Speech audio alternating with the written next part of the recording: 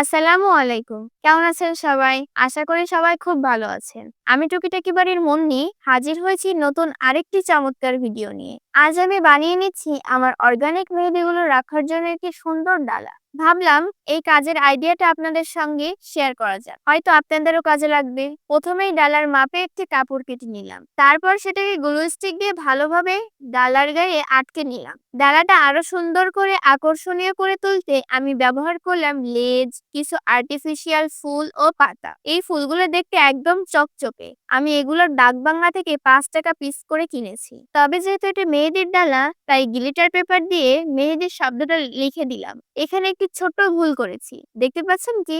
যদি পারেন তাহলে অবশ্যই কমেন্ট করে জানাবেন। দেখি কার কার চোখে পড়ে এই ভুলটা। এইভাবেই তৈরি হয়ে গেল আমার মেহেদির ডালা। আজকের এই ক্রাফটিংটা আপনাদের কাছে কেমন লাগলো সেটাও জানাতে ভুলবেন না। আপনাদের ভালোবাসা আর সাপোর্টে টুকিটাকি বাড়ির একদিন অনেক দূরে যাবে ইনশাল্লাহ।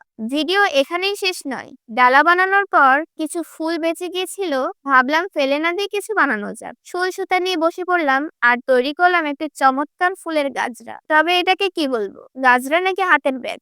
আপনারাই বলুন, আপনাদের চোখে এটা কি মনে হয়? আমি তো তৈরি করে এতটাই খুশি হয়েছি যে বারবার হাতে দিয়ে নিজেই দেখছিলাম। আপনাদের কেমন লেগেছে প্লিজ কমেন্ট করে জানাবেন। এই ছিল আজকের ভিডিও।